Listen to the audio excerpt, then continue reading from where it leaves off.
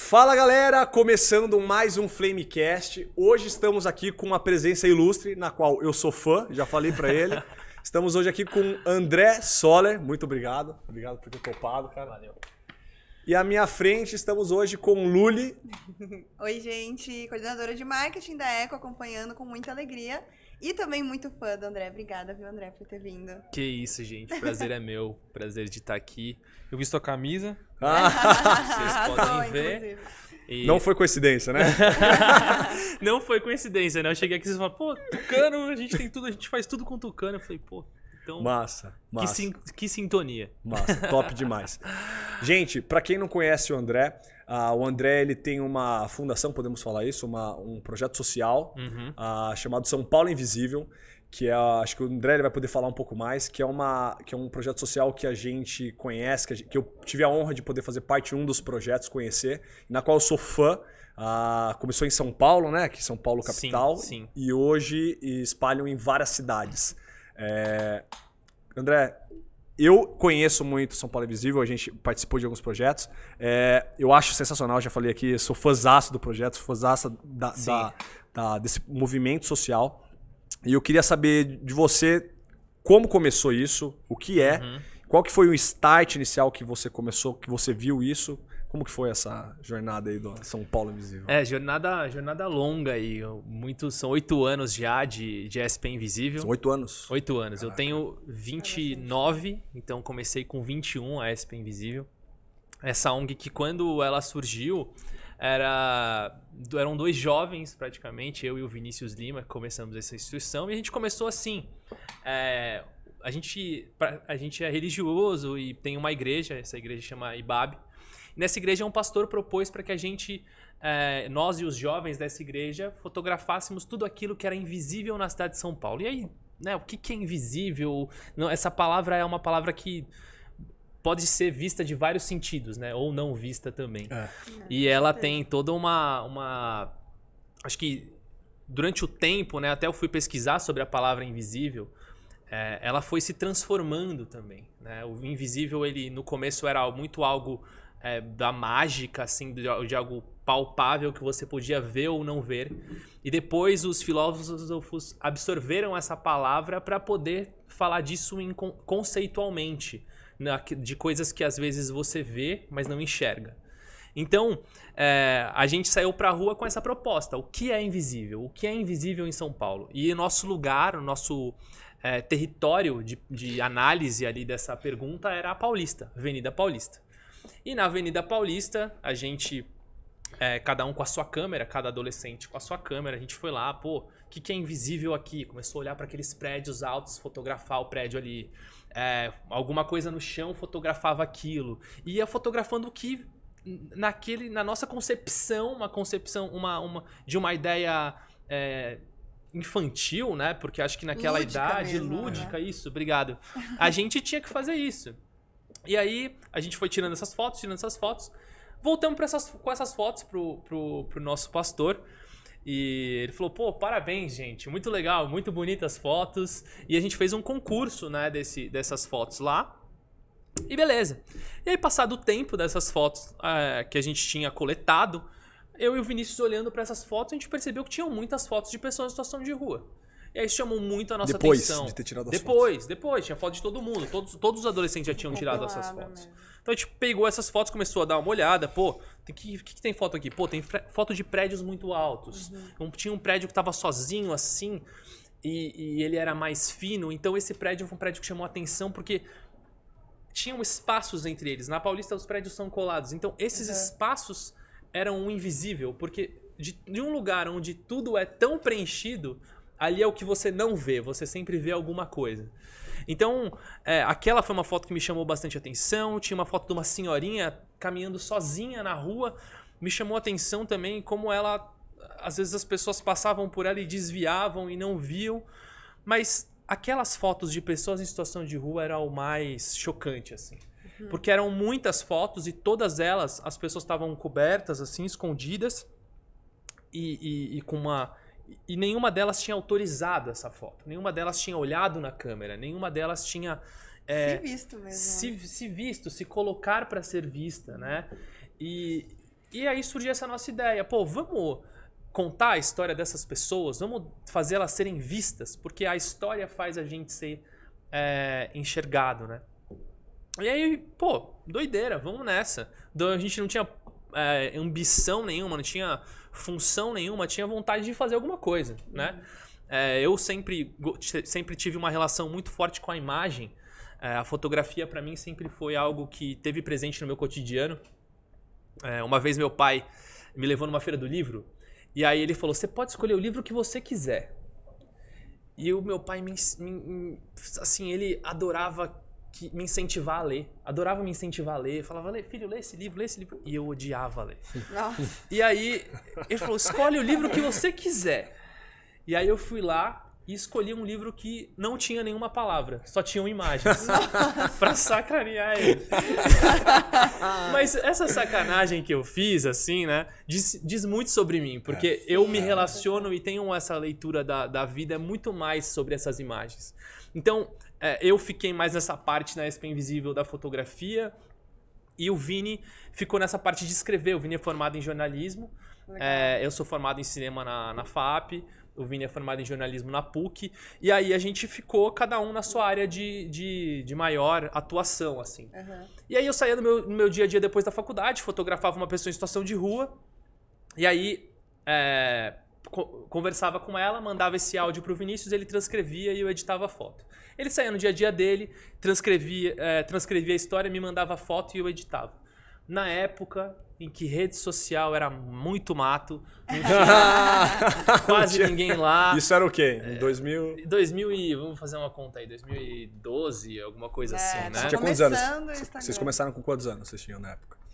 Eu tinha 21, Caramba. o Vini acho que tinha 20, e foi mais ou menos isso, assim. Não tinha vocês não estavam com ainda noção nenhuma de projeto, era Não. tirando fotos de pessoas e fazendo contando a história delas.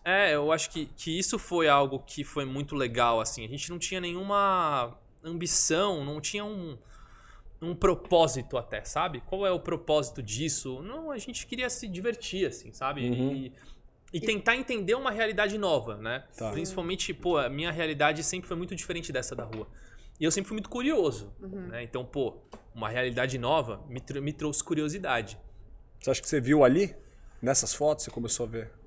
Cara, na verdade, eu já tinha uma relação bem forte com essa causa, assim. Porque... eu queria entender isso também. Se, por exemplo, desde criança você já tinha algo de ver a dor das pessoas, que é uma coisa que a gente vê no nosso dia a dia. Não sei se você sempre morou em São Paulo, mas para quem mora em São Paulo, vê muito, porque muitas pessoas do interior não enxergam tanto, né? Como as pessoas que estão aqui. E se você cresceu e naquele momento você sentiu aí esse propósito sair de você mesmo, porque com certeza era algo que já tinha uma caixinha guardada ou não? Tinha, porque eu sempre fui muito na igreja de estar envolvido nos projetos, assim, que estava acontecendo. Então, uma das coisas que tinha lá na igreja era visitar a Fundação Casa. Então, eu me juntava com a galera lá, a gente ia visitar a Fundação Casa, para quem não conhecida também, FEBEM, mais popularmente falando. E aí a gente ia lá, conversava com os meninos, jogava futebol, levava uma comida. Então, eu sempre estava me envolvendo em alguma causa, sabe? E porque eu gostava. Também ia na Missão Sena, que é uma ONG que está, acho que uns 30 anos no centro de São Paulo, fazendo a diferença lá, tipo, tratando a população em situação de rua. Então, eu sempre me envolvia, assim. Então, eu não sei se foi lá que... Lá me ajudou a ver. Eu acho que lá me ajudou esse movimento de estar próximo da população em situação de rua, me ajudou a ressignificar muitos dos meus objetivos de vida, assim, sabe? E muitos do que... Entender melhor o valor das coisas. O que realmente tem valor, qual é o valor disso. Eu acho que eu ganhei mais carinho pela vida, assim, sabe? Legal. Que foda. Isso me trouxe mais carinho pelas coisas que realmente têm valor. E quando eu comecei a me aproximar dessas coisas, comecei a aproximar de pessoas, comecei a me aproximar dos meus sonhos, de mim, isso sim cresceu dentro de mim e acho que é muito fruto dessa inspiração toda que veio pra mim, assim. Então, uma das coisas que eu aprendi nessa jornada, assim, é a importância da gente se organizar. Porque um dos maiores critérios para a gente conseguir classificar qual é o perfil daquela pessoa em situação de rua é o nível de organização que essa pessoa tem. E esse nível de organização, ele diz muito sobre a capacidade dela de se reinserir socialmente. Como assim, organização? Por exemplo, se a gente está numa praça, tá? E aí a gente encontra 2 barracas de pessoas em situação de rua. Uma barraca, ela tá com um monte de coisa jogada na frente, a capa da frente tá aberta, entendi. ela tá meio rasgada, Entendi. Ela não tá bem cuidada. Isso é um indicador de que essa pessoa que mora ali não está muito organizada. A barraca do lado é uma barraca que ela tá lisinha, ela tem um vaso na frente e ela tá em cima de um tapete. Esse cara tem mais organização. André, isso tem alguma relação com o tempo, por exemplo, em que essa pessoa está em situação de rua ou não? Você acha que não? Pode ter também. Pode ter, mas não está diretamente relacionado, mas pode ter a ver com isso também, porque na verdade a rua, né, ela para mim é um grande simbolismo de desordem. É o caos, assim, viver Barulho. na rua é o caos. Tanto que os nossos assistentes sociais, eles são muito sugados, assim. Quanto mais tempo você passa na rua, você passa se conectando com as pessoas que estão na rua, isso vai sugando, assim. Porque é o barulho, é o carro passando, é a buzina, é uma pessoa correndo, é assim, um caos muito grande. A poluição visual geral a cidade tem essa poluição, assim, é muito, muito real.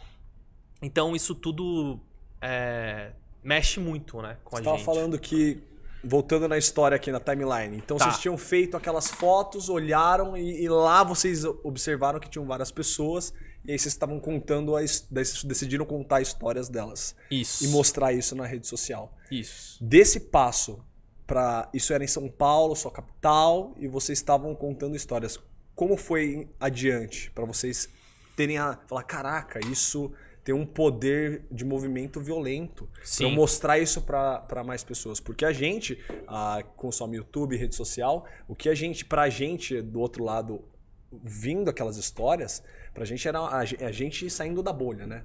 Então, realmente, o nome Invisível, ouvindo as histórias delas, tem uma história de organização que você falou, que me marcou muito, de uma pessoa que era totalmente organizada com rotina. Ele corria, ele tem um cronograma muito mais detalhado que o meu. E eu falei, caramba, ele tem uma organização perfeita. E eu acho que, não sei, posso estar errado, mas ele não estava incomodado, acho que o efeito rua. Ele estava num cotidiano, não sei se ele por muito tempo ele estava lá, mas eu jamais ouviria essa história, talvez não seja jamais, mas eu não teria tanta facilidade de ter uma história vindo de uma rede social, que eu estava passando e eu ouvi essa história. Em que momento que você acha que vocês contando essa história, você olhou e falou, cara, isso tem um poder de amplitude, de movimentação. Você tem noção, né? É real tornar um projeto de SP invisível visível. Foi a partir do momento que você parou de aprender e começou a ensinar pessoas. Porque quando você tá postando isso nas redes sociais, você também influencia muita gente a fazer algo positivo para essas pessoas, né? Sim. E foi acho que foi isso que me fez perceber que isso era útil, assim. Quando as pessoas começaram a dizer a relevância que isso tinha na vida delas. Então, conforme a gente foi colocando essas histórias nas redes sociais, porque hoje a gente sabe o que é o mercado das redes sociais, a gente consegue criar modelos de negócio, a gente consegue entender tudo isso. É muito claro, assim. Naquela época não era isso. A gente não... Tipo, rede social não dá dinheiro, rede social você vai te levar a quê? Tipo, você tá se entretendo, tá perdendo seu tempo. Era isso a ideia de rede social. E dentro dessa ideia, na verdade, a nossa iniciativa queria levar relevância para isso. Que era foto de gatinho, foto de... Aquela época, meme de gatinho, meme de não sei o quê. Pô, como é que a gente pode levar relevância para esse lugar? Então, quando a gente começou a receber feedback das pessoas de que aquilo estava mudando a perspectiva delas, pô, eu vi isso aqui e agora eu vi aquilo nas redes sociais e agora eu vejo no meu dia a dia. Porque eu vi na SP Invisível, agora eu percebo quando eu saio do metrô e tem uma pessoa do meu lado. Quando as pessoas começaram a falar isso pra gente, a gente falou, é isso. É isso que a gente quer causar nas pessoas e é isso que essa é a realidade que a gente consegue mudar. E esse propósito, né, que foi ali que a gente conseguiu perceber na nossa iniciativa foi o que moveu a gente dali pra frente. Conseguir mudar a forma como as pessoas percebem o mundo. Conseguir mudar a forma como as pessoas pensam uma realidade. Top. E hoje isso é uma das coisas mais difíceis que tem. Com certeza. Mudar a forma como as pessoas pensam politicamente é uma das coisas mais difíceis que tem. Muito. E a SP Invisível muda a forma como as pessoas pensam politicamente.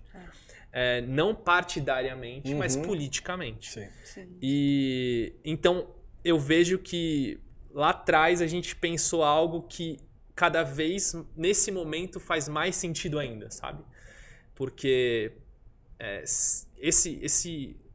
só da pessoa ver aquela história e mudar alguma coisa, que eu acho muito difícil, uma pessoa tem que estar muito amargurada para não mudar alguma coisa na vida dela depois que ela se depara com uma realidade tão forte.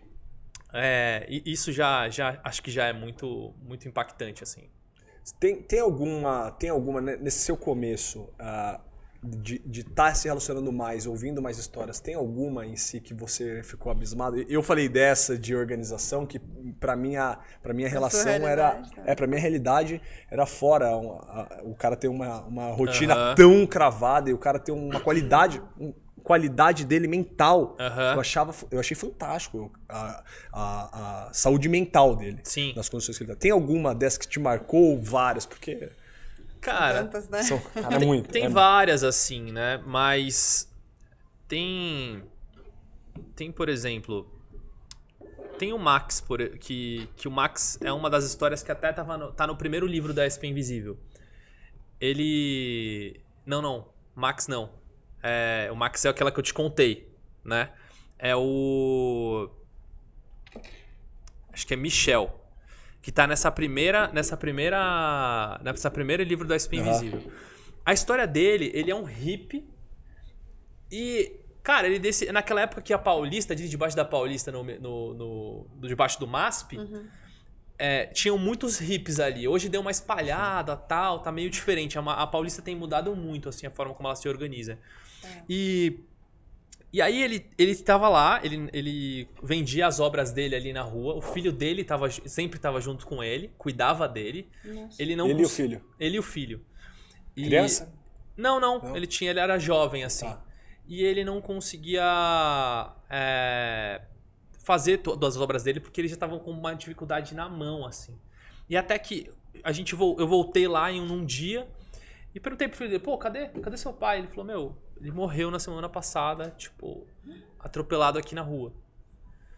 E... Nossa. Cara, tem já duas... Agora eu lembrei de outra história também, que aconteceu a mesma coisa. O cara era cego, a gente tinha falado com ele, na semana seguinte, ele morreu atropelado na rua. Caraca. Então, assim, a rua carrega esse inesperado, sabe? Essa coisa de você não conseguir se controlar as situações, né? Então tem histórias dessa, mais pra frente, hoje é um momento que a gente escuta muitas histórias de famílias na rua, né? De famílias que perderam seu sustento, não estão mais... Pandemia piorou muito, né? Pra família, né? Pra família. Porque até eu tava conversando com uma pessoa hoje e ele tava me contando que... Essa questão, né? Pô, a pessoa tá passando fome. Tem alguém passando fome? Não tem ninguém passando fome. Olha aí. Como é que alguém tá passando fome e tal? Cara, imagina uma casa com 7 filhos. Na periferia. Existem pessoas lá passando fome. Isso não tá em questão, não é questionável. Porque isso existe lá, nessa situação. É porque às vezes a gente pensa nessa questão muito dentro da nossa casa, sabe? Que tem tudo... E tem 4, 5 pessoas morando no máximo. Agora, sustentar uma família que tem 7 filhos, 6 filhos, é outra coisa. Então, quando a gente começa a entender outras realidades, a gente começa a ter mais empatia pela realidade que o Brasil vive hoje, sabe? E nessa sua jornada, como você vê a relação de crianças na rua? Isso em relação de morar na rua. As crianças, elas continuam com famílias, maior número da população da rua daqui de São Paulo. Hoje são quantas mil pessoas? São 43 mil. 43 mil. É. Caraca. São 43 mil pessoas em situação de rua. No último censo, a gente teve um crescimento considerável de crianças na rua e de mulheres também, porque a rua é majoritária na sua maioria. Na sua maioria são homens. A gente tem 13% de mulheres na rua. 13%. E, na verdade, acho que agora cresceu. Eram 13 e cresceu mais agora. Então, isso é muito consequência da pandemia, sabe? E a gente vê na rua mais famílias morando na rua, mais famílias pedindo dinheiro. Eu acho que essa é uma das coisas mais tristes, assim. E conseguir romper esse ciclo de como... esse ciclo de como a sociedade recompensa é algo muito ruim. Vou te dar um exemplo. Você sabe que o seu trabalho te dá recompensa financeira. Quando a gente coloca uma criança na rua, a gente diz para ela que a recompensa dela é pedir. Quando ela pede, ela recebe. Sim. Então, eu acho que... Como quebra esse ciclo? Né? Quebrar esse ciclo é algo muito difícil, sabe? Porque é um problema sistêmico. Não é só ir lá e falar tirar a criança, sabe? Tipo, não é isso. A gente precisa ajudar as pessoas que estão ali. Mas a gente precisa criar sistemas antes daquela criança chegar na rua, porque não é ali que se resolve o problema. O problema se resolve antes disso. A gente precisa criar sistemas de educação, de cuidado dessas crianças, de educação dos pais também, de como essas crianças devem se comportar. E aí a gente fala de crianças, tem que falar de pais também. Pô, esses pais estão tendo recurso financeiro para conseguir sustentar essas crianças. Então, é uma série de medidas que precisam ser mudadas. É um mayday ali, né? Na ponta, né? O final. Não é ali, de fato, que vai mudar. Não é ali que você resolve o problema. Ali você qualquer recurso ali é válido para sair daquela situação, né? Para eles. Mas eu queria saber também no sentido inverso. Eu acho que hoje muitas pessoas, de fato, não sabem como ajudar. Ou se existe uma forma específica de se ajudar essas pessoas que estão em situação de rua. Porque muita gente não sabe se ajuda com comida, se ajuda com dinheiro, se ajuda levando para algum lugar social da sua cidade. Qual que é a real forma que a gente consegue ajudar essas pessoas? Talvez se associando, por exemplo, a uma ONG e tentando fazer da melhor forma? Não sei. Porque eu acho que muita gente deve ter essa dúvida, né? Tipo, eu quero ajudar, mas eu não sei como. Qual é a melhor forma de ajudar, né? Como eu começo? Olha, eu acredito que toda forma de ajuda a causas sociais são bem-vindas. Se você vê uma pessoa em situação de rua e aquela pessoa estiver pedindo é porque ela está precisando e essa ajuda é bem-vinda. Se você vê uma criança pedindo, ela é porque ela está precisando e essa ajuda é bem-vinda. Se você vê uma ONG pedindo recursos, dessa forma você doar em instituições também é bem-vindo. A diferença de você doar para uma ONG ou para uma pessoa que está te pedindo na rua, se você doar e só chegar lá e entregar o dinheiro, a diferença não é nenhuma. Mas se você entender o que a organização está fazendo, o propósito dela, aí eu vejo que faz muita diferença. Porque você consegue fazer uma doação que vai servir aquela causa de uma forma estruturada. Então, as instituições, a SP Invisível, vou falar pela minha instituição, o que a gente faz é fazer com que as doações tenham mais valor na forma como elas chegam até a rua. Então, a gente tem programas que desenvolvem as pessoas. Então, a gente tem um programa de empregabilidade, que insere as pessoas no mercado de trabalho. A gente tem um programa que a gente lançou agora, que é o Talentos Invisíveis, que é um programa de capacitação. Então, a gente capacita a população em situação de rua para o mercado de trabalho. A gente tem uma cozinha hoje, que essa cozinha ela produz 300 refeições por semana, e essas 300 refeições são produzidas por 15 pessoas em situação de rua, que estão tendo um curso profissionalizante sobre cozinha para a gente reinseri-las no mercado de trabalho. Todas essas pessoas têm acompanhamento psicológico, têm acompanhamento por assistentes sociais, estão sendo assistidas, estão sendo direcionadas em centros de acolhida. Então, dessa forma, a gente consegue causar impacto reinserindo essas pessoas na sociedade. Então esse é um dos nossos programas que já está acontecendo. Já está acontecendo na SP Invisível. Um que vai ser lançado aí no ano que vem, a nossa oficina de serigrafia. E a gente quer que todos os produtos que a gente vende na nossa loja sejam produzidos pela população em situação de rua. Então a gente vai ter lá, camiseta feita por tal pessoa. Top. E a gente quer ter nessa camiseta a história dessa pessoa também, para carregar e dar visibilidade para elas. Porque essas pessoas precisam ganhar autonomia. E para a gente gerar autonomia, a gente precisa levar conhecimento, a gente precisa dar oportunidade. Então, a gente está cada vez mais, como a SP Invisível, trabalhando nesse sentido e nessa direção. Cara, eu acho sensacional o que você disse de dar oportunidade, dar ensino, dar experiência para essa pessoa, né? A gente acha que é somente, vou ajudar aqui, mas essa pessoa ela tá às vezes colapsada mentalmente, né? São muito mais outras coisas que ela precisa além de só uma oportunidade, né? Sim. Ela precisa de ser assistida. Então eu acho que esse leque que vocês têm, eu vejo que vocês têm uma consciência muito grande do que realmente precisa ser feito. O problema é que é muito grandioso, né? É muita gente, né? E são pessoas.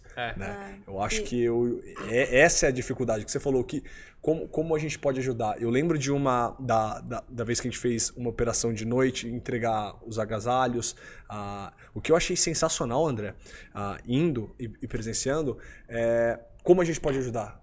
Na ONG pegaram num carro, colocaram os agasalhos que vocês têm de doação e foram distribuindo um a um. Tipo, beleza, como ajuda, né? Cara, eu falei, indo de um a um, indo em cada um. E o que eu achava, que eu achei sensacional, que a gente bateu muito papo com o pessoal, era, muitos já tinham, e falaram, não, cara, obrigado.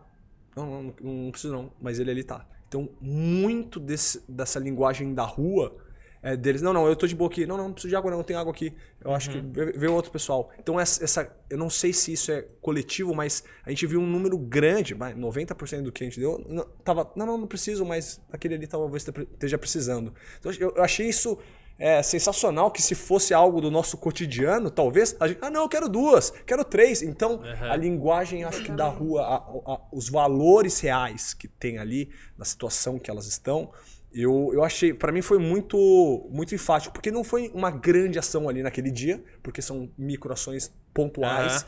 E eu achei, cara, e mudou real para aquelas pessoas, para quem realmente precisava, realmente mudou. Então, eu sei que nesse ponto... Cara, posso te dar um exemplo disso que você falou? Pode. Que olha como as realidades são diferentes e olha esse aprendizado aqui. Com a população em situação de rua, se a gente sai para entregar refeições, a gente faz uma fila e fala o seguinte, gente, vamos fazer uma fila aqui que a gente vai entregar. Só isso. E a gente começa a entregar essas refeições. Cada um vai pegar uma, cada um vai pegar uma. E cada um vai entender que é para pegar uma. Eles sabem que é para pegar uma, porque se eles pegarem 2, é um a menos pro próximo. Cara, se a gente faz uma fila aqui, distribui sorvete, tipo, vai ter gente rodando assim, em cima do outro. Falando, um para cada um. Então, olha como, assim, a cultura da rua, ela já tem esse conhecimento porque ela sabe o valor do próximo. E muitas vezes a gente não tem essa consciência no nosso dia a dia. De saber que o próximo, ele pode não existir se a gente não cuidar. E a gente precisa cuidar. Caraca. A pessoa mais importante... Ele pode não existir se a gente não... Caraca. Cara, a pessoa mais importante é aquela que está na sua frente. Se você não tratar bem a pessoa que está na sua frente, esquece. Não vai ser quando você voltar para casa, não vai ser quando você for em outro lugar. É aqui. Então, você parar e olhar no olho daquela pessoa e dar atenção e dar escuta é um desafio que a nossa sociedade tem hoje. E que às vezes é muito do que eles precisam, né? Às vezes o ato deles estarem pedindo alguma coisa nem é porque eles querem alguma coisa, sim porque eles precisam daquela atenção, né? Perfeito. Precisam de um bom dia, precisam de um olhar. Às vezes a pessoa tá ali sentada o tempo todo, passando um monte de gente, e ninguém vê aquela pessoa ali sentada, e às vezes ela precisa pedir pra alguém alguma coisa, pra alguém olhar pra ela e falar bom dia. Ou realmente dar alguma coisa, né? Algo nesse sentido. Isso realmente acontece.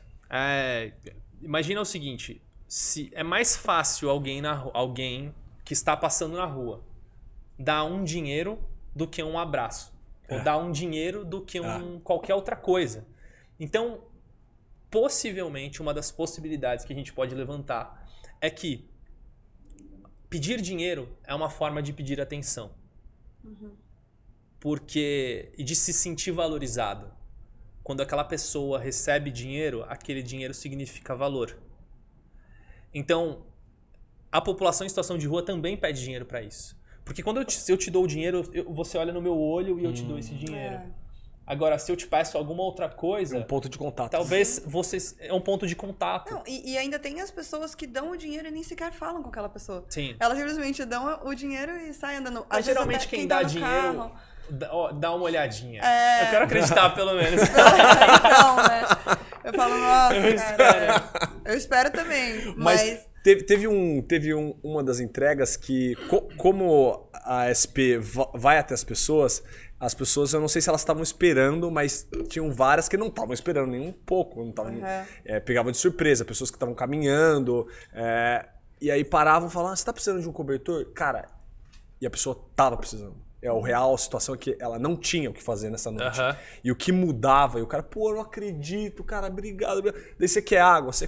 Não, o cobertor já dá. Cara, pra mim essa experiência foi pessoal, da linguagem da rua. Foi uma experiência que eu tive agora, com 27 anos, e de ter essa sensação de cumplicidade com quem tá na rua. Sim. Da linguagem real, de isso aqui eu preciso, isso não, alguém precisa mais. Eu achei sensacional, cara. Eu queria saber como que vocês fazem também, porque a SP Invisível começou aqui, mas hoje a gente já sabe que ela tá muito maior, tá em outros lugares. E aí eu não vou nem chamar de equipe, né? Eu chamo de time, porque eu acho que é algo que vocês estão fazendo realmente a favor de alguma coisa. É um time unido, competindo por algo, né?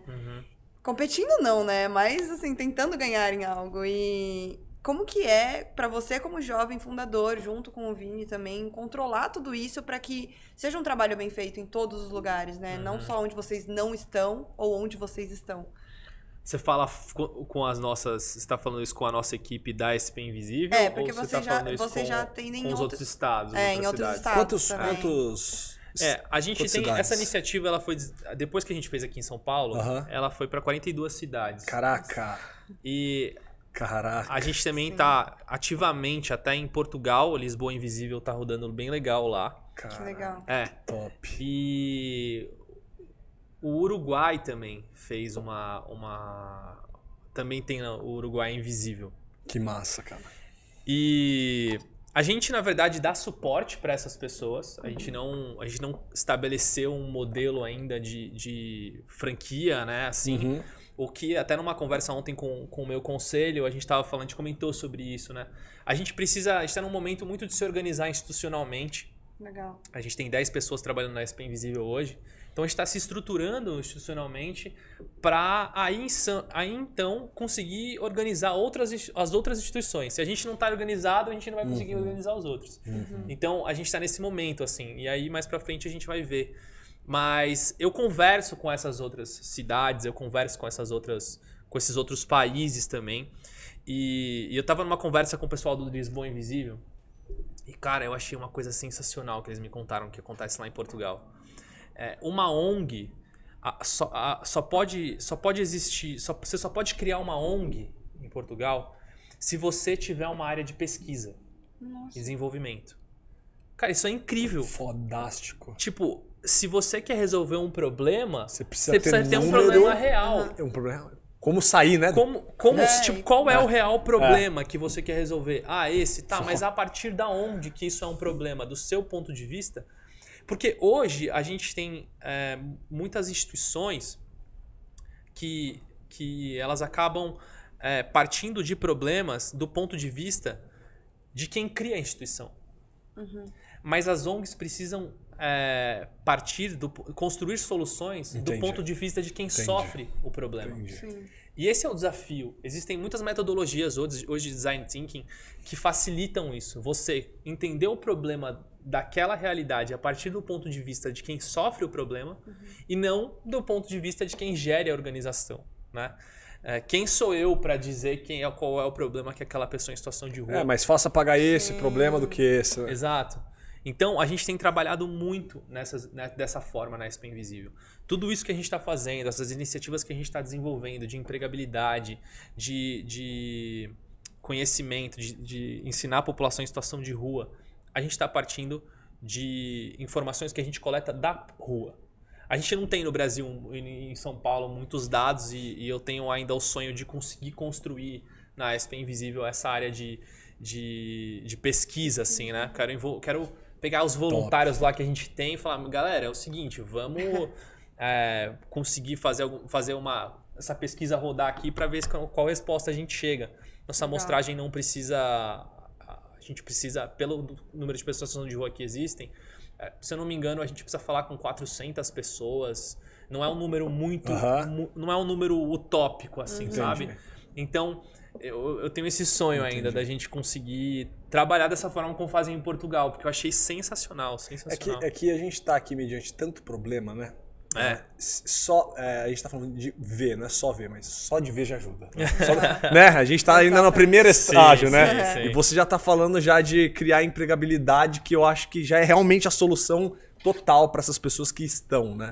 Eu sei que, como você falou, a educação que é o que realmente vai eliminar isso para chegar nessa etapa, mas a empregabilidade e capacitação real, de fato, é o final da curva de realmente tirar essas pessoas, né? Com certeza. Então, acho sensacional esse ponto que vocês têm de reabilitar né, essas pessoas para voltar para o mercado de trabalho. Sim. E eu tenho certeza que vão ter várias empresas que queiram realmente... Tomara. Vai, com certeza. Eu acho que você é um cara de sucesso. Eu acho que tem muitas pessoas que queiram se filiar a isso, a esse projeto sensacional. Com certeza. E que eu vejo, olhando minha modesta parte aqui, eu vejo que realmente você fecha um ciclo realmente empregando e voltando essa pessoa. Tendo esse assistant care, né? Mas... esses dados que Lisboa, de Portugal, pede, eu acho que é fundamental também para você saber que direção que você está tirando, né? Porque às vezes você fica tirando para um lado, para um problema, e o problema... Eu acho que eu já até te contei isso. Tem um não lembro se eu já te contei isso uma vez, mas tem uma ONG em Nova York que chama 21 Days to Save. Não. Foi feita uma... Não te contei isso? Não. Foi feita uma pesquisa em Nova York para entender qual era o período que era mais possível... Vou explicar de outro jeito. Foi feita uma pesquisa em Nova York e se essa pesquisa chegou à seguinte conclusão. Se uma pessoa está há menos de 21 dias na rua, a chance dela se reinserir na sociedade é muito maior do que depois desse período. Certo. Caraca. Então, se a gente conseguir identificar quais são as pessoas que estão há menos de 21 dias na rua, a gente consegue tirar essa pessoa da rua e evitar que ela fique na rua. Acho que cai até naquele negócio do hábito dos 21 dias, né? De que se a gente quer fazer alguma coisa... Por exemplo, se você ajudar uma pessoa 21 dias seguidos, você ajudar uma pessoa todos os dias... Talvez você crie esse hábito de ajudar alguém todos os dias. Cara, mas 21 dias? 21 dias. E o que eles fazem? Eles fazem o seguinte... Mas é difícil de achar, né? Essas pessoas. Então, aí que tá o pulo do gato. O que acontece? Eles pegam e tem na organização deles, eles servem refeições. Só que a refeição é só uma desculpa para encontrar essas pessoas em situação de rua. Então eles estão servindo refeições e perguntam para as pessoas, pô, você tá novo aqui? Quanto tempo você tá na rua e tal? E vão buscando, eles estão nessa incessante busca por essas... Essa é uma das metodologias que eles usam para fazer isso. Mas estão buscando e procurando pessoas que estão há menos de 21 dias na rua. Porque a rua, um dos vícios que existe na rua é a liberdade. Porque é o espaço onde você não tem nenhum tipo de vínculo e nenhum tipo de responsabilidade. A gente não tem noção do que é liberdade. Eu nasci, aí eu tive que ir para a escola, eu tive que ir para natação. Sim. Então, a liberdade é uma coisa que qualquer ser humano não está preparado para lidar. Principalmente os homens, que são mais irresponsáveis, geralmente. E uma prova disso é o fato de que a população de rua é majoritariamente homem. Né? Porque os homens eles têm uma instabilidade emocional muito menor que a das mulheres. E isso faz com que... é por isso que a gente tem mais homens na rua do que mulheres. Caraca, então 21 dias pra monitorando isso... porque deve ser traumático, né, cara? Deve ser traumático esse primeiro mês na rua. Deve ser uma coisa... É um choque de realidade muito grande, eu acho, né? Gente, nosso tempo tá acabando. Verdade. Já? Sim, Não creio. Já. Caraca. Tá passando muito Vou rápido. voltar, cara. Mas acho que dá pra gente Parte fazer dois. mais uma perguntinha pro André. Ô, André, agora uma De pergunta... Dá pra fazer de sonhos também, né? A última pergunta minha aqui. Tendo todo esse tempo vivenciado com muitas histórias, muitas realidades diferentes, diferente do que você veio, de como você tinha, e hoje, quantos anos você tá? 29. 29, cara. O que você acha que mudou pra você vivenciando tanto isso, de pessoas de valores distintos, pessoas que às vezes não tinham o básico e estavam tendo sinapses de mais felicidade que outras, ou falsa felicidade, ou felicidade de fato. O que mudou de fato pra você quando você começou e pra hoje? Visão de valores. O que você acha que foi o... Cara, eu era assim e hoje eu tô assim. Cara, eu ter contato com essa realidade, o que mudou pra mim foi que o meu mundo cresceu, assim. Eu posso dizer que eu conheço outros mundos. A partir do momento que eu conheci esse mundo das ruas de São Paulo, isso me fez crescer e me deu vontade de conhecer outros mundos. E quando você conhece outras realidades, os seus sonhos mudam. Eles se tornam sonhos menos superficiais e mais estruturais, sabe? De saber a sua capacidade e a relevância de você poder transformar a vida das outras pessoas, ao invés de ficar só pensando em você. O seu propósito nunca é sobre você. Se o seu propósito for sobre você, não é um propósito. O seu propósito sempre é sobre algo de mudar alguma outra coisa além de você. Foda.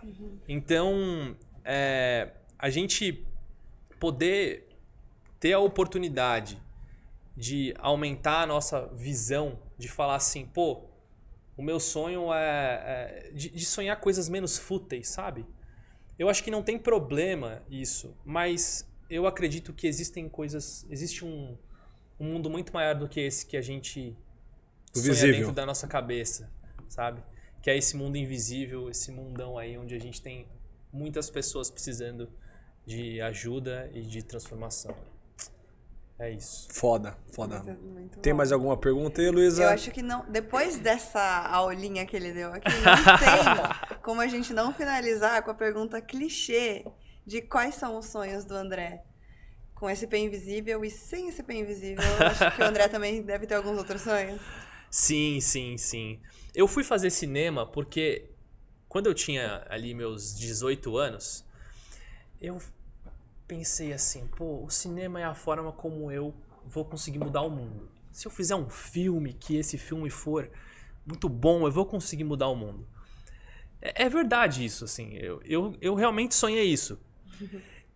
E aí, quando eu fui fazer cinema, eu percebi que era bem difícil conseguir mudar o mundo através do cinema, assim. Porque eu ia ter que ganhar muita reputação, muita credibilidade, isso ia demorar meu processo, ia ser algo que não tem uma constância, é uma coisa... E a forma como as pessoas conversam, enfim, uma série de coisas, percepções que eu tive que eu falei, esse não é o caminho que eu vou seguir, assim. Então, o meu sonho sempre foi esse. Mudar a forma como as pessoas pensam para algo melhor. Porque para mim isso é mudar o mundo. Mudar o mundo para mim é mudar a forma como as pessoas pensam para um caminho melhor. Legal. Então, o meu sonho é continuar fazendo isso de outras formas, em outros lugares. Eu espero que isso não... Esse meu sonho não fique só dentro da SP Invisível, mas que através de outras plataformas, através de outros negócios, isso seja possível também na minha vida. Então, eu espero que esse novo mundo que eu idealizo se concretize nesse meu tempo de vida. Legal, André. Muito top, André. Eu já falei pra você, sou fãzaço, eu sou fã de pessoas que realmente geram esse movimento. Eu acho que você tem gerado esse movimento há muito tempo e você vai continuar gerando muito, cara. Onde você passa, você é a luz. Obrigado, Bora. viu, cara? E ó, vamos fazer o seguinte, não vamos esquecer de chamar o pessoal para curtir o SP Invisível lá no Instagram, @SPInvisível. Se você quiser saber mais sobre as nossas iniciativas, vai lá no nosso site, spinvisível.org. E se quiser me seguir no Instagram também, @André.Soler. Fechou? Pô, muito obrigado, viu? Obrigado mesmo. Valeu. Obrigada, Obrigado viu, André? Muito obrigado, gente. Até a próxima. Valeu. Top, hein, meu?